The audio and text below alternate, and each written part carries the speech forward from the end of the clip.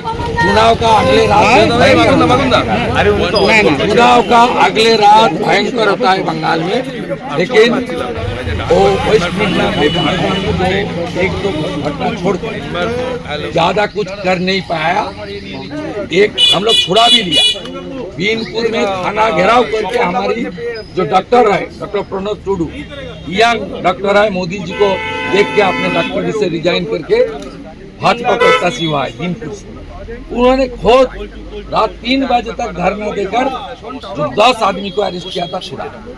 खड़गपुर में भी हुआ और पिंगला में किया था ये चिन्मय प्रामाणिक दोषी, इसको जिस तरह से मुर्शिदाबाद मालदा क्या कहना चाहिए मालदा दादा अच्छा हो रहा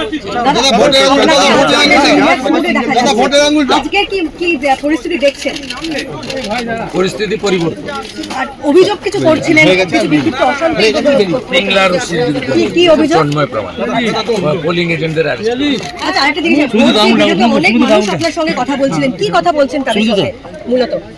মূলত নারী নির্যাতন এবং চাকরি চুরি ভয়ঙ্কর ভাবে এই নির্বাচনে এফেক্ট করেছে, আর হিন্দুদের উপর অত্যাচার।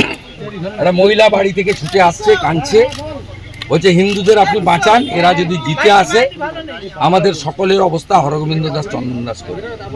আর আরেকজন মাতা তিনি বললেন আমি ভোট দিতে যাচ্ছি, দিদিকে সবক শিখাতে, ওনাকে উচিত শিক্ষা দিতে ভোট দিতে যাচ্ছি।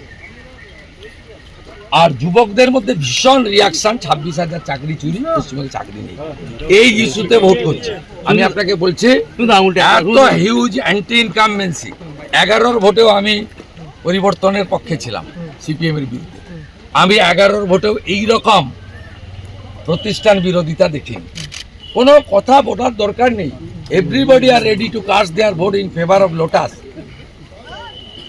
100% people are want change, including educated Muslim youngs also.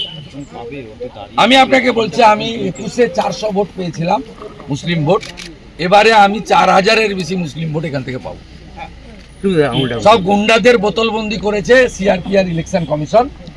আপনি খুনি গুন্ডা শাহউদ্দিন সুফিয়ান, আলরাজি শামসুল, এদের কাউকে রাস্তায় পাবেন না, একটাকেও রাস্তায় পাবেন না, সব বোতল বন্দি করে দিয়েছে ইলেকশন। একজন মহিলা বেরিয়ে এসে আপনাকে বললেন আমাদের বাঁচান, মানে আরে মোবাইলটা সামনে ধরে আছে আপনাকে ধরে, এবং আরে অভয়া দাদা সামনে দাদা আর কি করে রিঅ্যাকশন দাদা এদিকে নারী নির্যাতন যা হয়েছে, মুখ্যমন্ত্রী যেভাবে ধর্ষকদেরকে আড়াল করেছেন, এই জন্য সমস্ত মহিলারা পশ্চিমবঙ্গে সুরক্ষা চায়।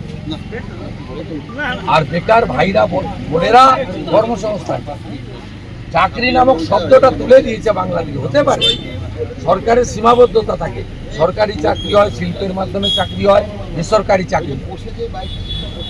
উনি চাকরি শব্দটা তো তুলে দিয়ে ভাতা বসিয়ে দিয়েছে। 500,000 টাকা ভাতায় কিছু হয় না, 349 টাকা মোবাইলে রিচার্জ করতে। এই নন্দীগ্রামে 30,000 যুবক বাইরের রাজ্যে চলে গেছে।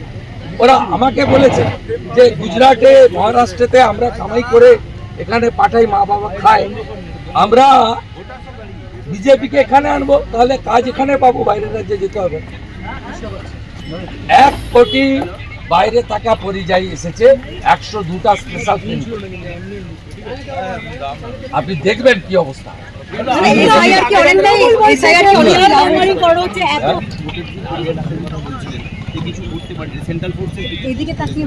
ইলেকশন কমিশন আমি তো কখনো দেখিনি।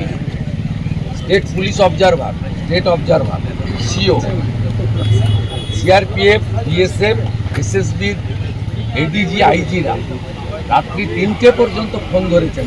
First time in life, political life. আমি 8 বার বড় ইলেকশন কন্টেস্ট করলাম, 2001 অ্যাসেম্বলি, 2004 পার্লামেন্ট,